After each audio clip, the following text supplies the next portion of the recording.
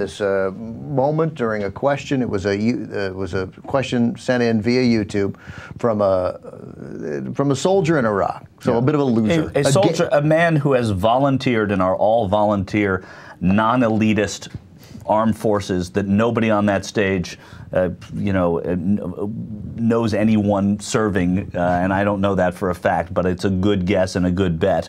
It's someone who is volunteering to serve in our armed forces. So you describe him as somebody who's volunteering to serve in the armed forces. Everybody at the debate would refer to him as a gay loser. Right. Right. Okay. Yeah. So here's the question, and I guess what we have here is Rick Santorum's response. JR, do we have the question included in this? So here's the question from the soldier, you'll see, who just came out. When he initially sent the video in, as we'll hear, he had his face blacked out.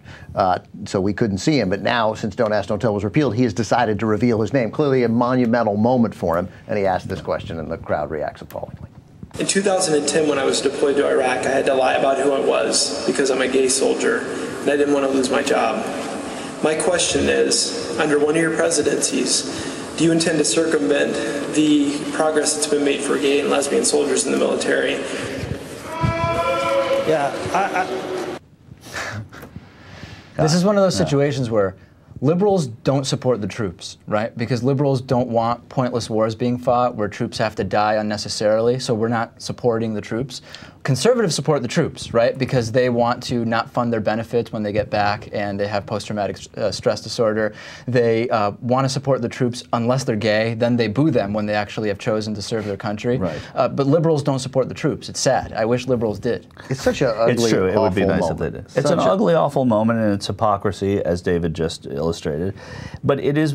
It's the next in a series of ugly moments that have happened as these debates have gone on. Yeah, from the second debate, when, in case you've forgotten, during a question to Ron Paul, where the crowd applauded the death of a hypothetical 30-year-old man who didn't get life insurance and then went into a coma. But Congressman, are you saying the society should just let him die?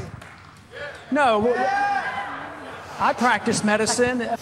And then from the earlier debate, the one right before that, what Michael was talking about, Rick Perry, when the number of executions came up, and they just love it. But since then, at least, the message has been delivered. And since then, I mean, right now, what is today, Friday? Yeah. We haven't executed an innocent man in this country in nearly 3 days. Your state has executed 234 death row inmates, more than any other governor in modern times. Have you... Look at the smirk. What do you make of that dynamic just happened here? The mention of the execution of 234 people drew applause. I think Americans understand justice. Yeah. I think Americans understand justice. This counts as valid debate. That's the most incredible thing. Right. That this is a discussion, for example, it is a discussion within the Republican primary race whether people should be, for example, left to die without health insurance or not. Like you can be on either side of that issue and be in the Republican mainstream debate. Yeah. That's what's amazing. It's incredible. And I suspect as the national debate on this goes forward, to get to your point, is that the news media will embrace that as a reasonable argument to have. And it is if you decide that all arguments are reasonable to have. No one would suggest then, by the same token, their extreme case of the government getting involved in a death panel and executing your grandmother because it's too expensive to keep her alive.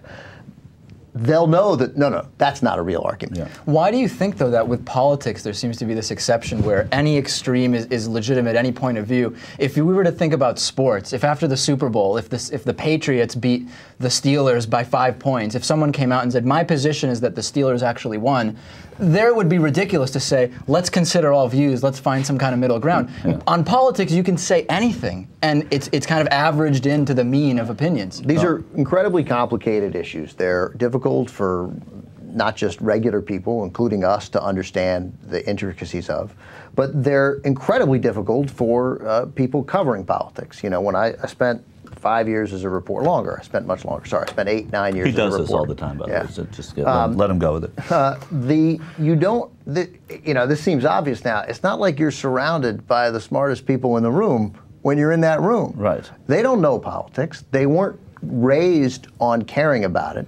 They weren't told why it matters, and they're not told to understand an issue. They've studied sometimes television. They want to be in television, and these complicated issues are beyond them. What is not beyond them is this guy says A, this guy says B. Who knows who's right? Let's divide by two. Right, reporting live at the State House. I'm Ben Mankiewicz. Back to you. And also, that we can pull off. Also, the disconnect of where their passions are to where their passions ought to be. And that always is what strikes me. Yes, I understand in a political debate you're going to ask questions about abortion, you're going to ask questions about social justice and all of those things. But when you see what motivates these people to support these people, it has nothing to do with jobs, and it has nothing to do with it has to do with ideology. And the ideology that brings somebody like Rick Perry to say that, to stand up and say, yeah, people in America know justice, and that is somehow his 234 executions. I may have the number wrong. I'm not sure, but it was 234 then. I believe I think it's probably 235 now because the guy who killed James Byrd was just executed. Yeah, and then earlier than that, last week, another guy was right. executed when they had Imagine 2 in a if week. it was this week, the applause that there would be if it was this week. 236. But it's nice. Sorry. Woo!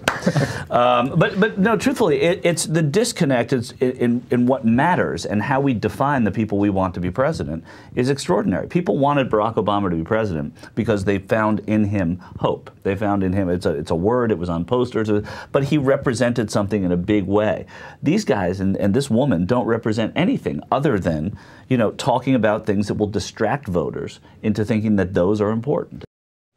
The stakes couldn't be higher for Mitt Romney as he shared the stage with 5 other contenders for the first prize of the marathon Republican race, Iowa, where in less than a month voters make their pick of a candidate who'll set the pace for the party's presidential nomination. Despite a big advantage in money and organization, Romney has lost his lead to Newt Gingrich in both the national and Iowa polls. Gingrich had promised not to attack his rivals and target his debate points instead on Barack Obama. But when Romney touted his success as a businessman, in contrast to Gingrich, a longtime Washington insider, the former Speaker of the U.S. House struck back. Let's be candid. The only reason you didn't become a career politician is you lost to Teddy Kennedy in 1994. Well, now wait a second. Now wait a second. Now wait a second. This debate was one of Romney's last chances to recover in a state where 60% of Republican voters call themselves evangelical Christians, a heavily pro-Israel group. The candidates jousted over Gingrich's appeal to those voters this week when he described Palestinians as an invented people. Though none of the candidates challenged the accuracy of that comment, some called it unwise. That, I think, was a mistake on the Speaker's part. I think the Speaker would probably suggest that as well. I don't think we want to. Maybe not. I think we're very wise to stand with our friends, Israel, and not get out ahead of them. I feel quite confident an amazing number of Israelis found it nice to have an American tell the truth about the war they are in the middle of and the casualties they're taking and the people who surround them who say you do not have the right to exist and we want to destroy you. Next week, the candidates will debate one more time before an Iowa audience, a last chance for Romney to slow Gingrich's steady momentum toward the first score in the drive to the Republican nomination. Tom Ackerman, Al Jazeera, Washington.